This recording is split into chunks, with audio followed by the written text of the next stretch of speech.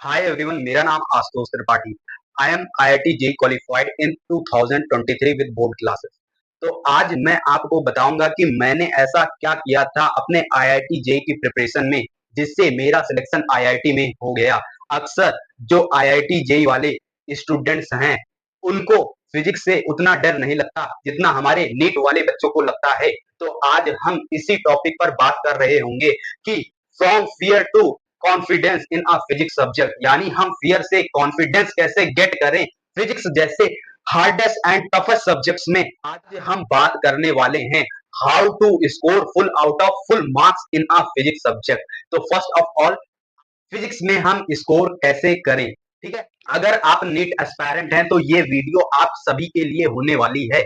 अगर हम नीट के पूरे माइंड मैप को देखें तो नीट नीट में टोटल 180 आउट ऑफ 180 स्कोर करना इन फिजिक्स जैसे सब्जेक्ट में कितना टफेस्ट होता है नीट वाले बच्चों के लिए। तो आज हम आपको ऐसा टिप्स एंड ट्रिक्स बताने वाला हूं जो आप इसको फिजिक्स में अप्रोच लगाकर अपने फिजिक्स को जमीन से लेके आसमान तक लेके जाने वाले हो, अपना कॉन्फिडेंस बिल्डअप करने वाले हो।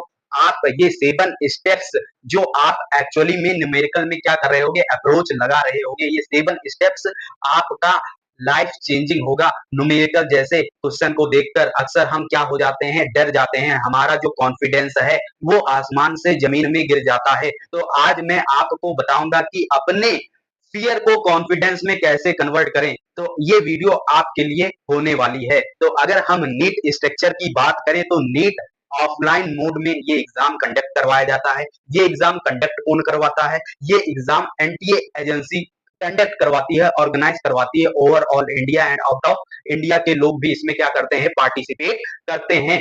इस एग्जाम में more than 25 lakh students appear करते हैं, जिनमें 1 लाख सीट्स होती हैं फॉर एमबीबीएस। में से 45% सीट गवर्नमेंट एमबीबीएस सीट के लिए एलोकेटेड है एंड 55% जो सीट है वो प्राइवेट एमबीबीएस के लिए एलोकेटेड है। तो आप समझ सकते हैं कि कितना ह्यूज कंपटीशन है नीट एग्जाम में। अगर आपको मास्टर ऑफ फिजिक्स बनना है तो आपको ये दो चीजें करनी होंगी। पहला तो है effective learning with consistent effort के साथ अपनी स्टडीज को करना होगा, यानी आप जो भी सब्जेक्ट पढ़ रहे हो उसको कंसिस्टेंट के साथ अपने एफर्ट को लगाओ और उसको लर्न करो, क्योंकि कंसिस्टेंट से हमारा जो इम्प्रूवमेंट है होता है। Consistency is very important for a student, improving a score, improving a marks, and improving a learning ability in a student life. आपको मास्टर ऑफ फिजिक्स के लिए effective learning with consistent effort के साथ अपनी studies को करना होगा। ये हो गया हमारा पहला पॉइंट। अब हम आते हैं दूसरे पॉइंट की तरफ। दूसरा पॉइंट क्या है? Need a practice, need a practice for a student to improve a marks in a subject. एक स्टूडेंट को प्रैक्टिस की नीड होगी, जिससे वो अपने मार्क्स को क्या कर रहा होगा, इंप्रूव कर रहा होगा सब्जेक्ट्स में, चाहे वो फिजिक्स हो, केमिस्ट्री हो, बायोलॉजी हो। आप कोई भी सब्जेक्ट पढ़ रहे हो तो सबसे पहला पॉइंट आपको अंडरस्टैंड करना होगा सिलेबस को, कि जो सब्जेक्ट आप पढ़ रहे हो उसका सिलेबस क्या है। अक्सर जो स्टूडेंट हैं वो सब्जेक्ट अपने चैप्टर्स को पढ़ रहे होते हैं, लेकिन उनको अपना सिलेबस ही नहीं पता कि एक्चुअल में सिलेबस क्या है। तो फर्स्ट पॉइंट क्या है? Understand the syllabus, understand the syllabus of a subject. And second point क्या है? Read and understand the topics. आप कोई भी टॉपिक, कोई भी चैप्टर को रीड कर रहे हो या आप उसको प्रैक्टिस कर रहे हो तो आपको उसके कॉन्सेप्ट को समझना होगा, because concept is a power. आप कोई भी चैप्टर पढ़ रहे हो, read the theory, read the theory and concept build. And उसके बाद आपको क्या करना होगा, उसके जो फॉर्मूलेज हैं उनको एक फ्लैश कार्ड बनाकर उसको लिख लेना होगा, एंड जो भी लॉज हैं उसको अच्छी तरीके से पढ़ लेना होगा। कभी कभी एग्जाम में डायरेक्ट कंसेप्चुअल बेस्ड लॉ पे आपको क्वेश्चन पुट अप कर देता है और आप फिर सोचते हो ये क्वेश्चन कहां से आ गया।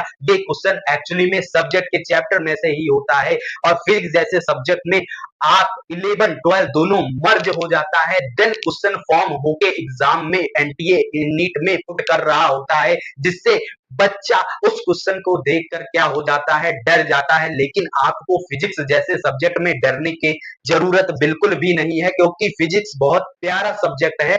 बस हमें उसे पढ़ने और देखने का नजरिया जो है वो चेंज करना होगा। हमारा जो रेफरेंस पॉइंट है वो रेफरेंस पॉइंट क्लियर होना चाहिए कि हम किस रेफरेंस में उस सब्जेक्ट को ट्रीट कर रहे हैं, उस सब्जेक्ट को स्टडी कर रहे हैं।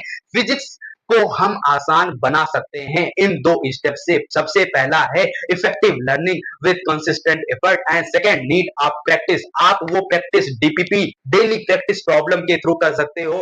आप ऑनलाइन पढ़ रहे हो तो ऑनलाइन आप अपने मॉक टेस्ट को देकर अपने रैंक, अपने स्कोर को पता कर सकते हो कि आप एक्चुअली में कहां पर स्टैंड कर रहे हो। स्टूडेंट को देखा है मार्क्स के पीछे भागते हुए, वो मार्क्स के पीछे भाग रहे होते हैं और एक्चुअली में ना उनको मार्क्स मिलता है, ना ही उनको अपनी रैंक पता चलती है कि वो किस जगह स्टैंड कर रहे हैं। मार्क्स और रैंक में क्या डिफरेंस है?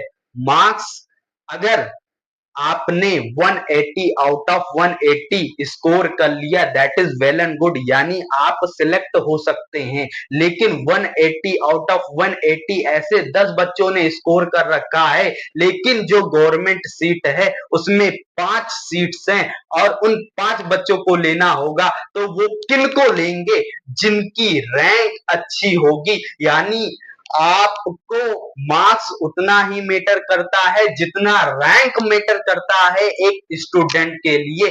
आप मार्क्स के पीछे भागते रहोगे तो आप अपनी रैंक खो दोगे, इसलिए आपने आपको रैंक के लिए बिल्डअप करना होगा। आप अपनी रैंक को बिल्ड कर रहे होंगे तो आपका मार्क्स खुद का खुद ही क्या हो जाएगा, इंप्रूव हो जाएगा। इन 4 पॉइंट्स को अच्छी तरह माइंड में बैठा लेना। सबसे पहला है understand the syllabus of the subject and second क्या है, read theory and concept and formulas and laws. इन सबको अच्छी तरीके से अपने नोट्स में क्या कर लेना है, ऐड कर लेना है। And third point is numerical problem, यानी हम अक्सर न्यूमेरिकल एग्जाम में आता है और हम न्यूमेरिकल को देखते ही डर जाते हैं कि हमें इस न्यूमेरिकल को कैसे सॉल्व करना है। तो न्यूमेरिकल प्रॉब्लम सॉल्विंग टेक्निक मैं आपको बताने वाला हूं, जिनमें 7 स्टेप्स हैं। अगर आपने उन 7 स्टेप्स को फॉलो कर लिया तो आप न्यूमेरिकल से कभी भी डरेंगे नहीं। टाइम मैनेजमेंट पर अब हम बात कर लेते हैं कि हमें टाइम मैनेजमेंट कैसे करना है। तो सबसे पहले create a study schedule and second is allocate time for each topic and third one is set a realistic goal of a dream. आप जो ड्रीम देख रहे हो उसके लिए गोल बनाओ। स्मॉल स्मॉल यानी चंक्स में आप अपने क्या करो, गोल्स को डिवाइड करो। अपने ड्रीम को हासिल करने के लिए हम सबका ड्रीम एक ही है, वो है एम्स कॉलेज। हमें एम्स में अपनी सीट फिक्स करनी है। अगर आप अपनी सीट एम्स जैसे कॉलेज में फिक्स करना चाहते हैं या आईआईटी जैसे कॉलेज में अपनी सीट को फिक्स करना चाहते हैं तो आपको अपनी प्रैक्टिस, अपनी स्टडी और टाइम मैनेजमेंट पर फोकस करना होगा। आपने सब कुछ कर लिया लेकिन अगर ये पॉइंट मिस कर दिया तो सबसे ब्लंडर मिस्टेक होता है स्टूडेंट का जो आप कर रहे हो, वो है टाइम मैनेजमेंट। टाइम मैनेजमेंट पे हमें ज्यादा से ज्यादा फोकस करना होगा, क्योंकि जो टाइम मैनेजमेंट है वो बहुत ही इंपॉर्टेंट है स्टूडेंट के लिए। यानी आपको 180 आउट ऑफ 180 स्कोर करने के लिए आपको नीट में 45 आउट ऑफ 50 क्वेश्चन में से 45 क्वेश्चन आपको अटेम्प्ट करना होगा और 45 क्वेश्चन अटेम्प्ट करने के लिए आपके पास 45 मिनट्स होंगे।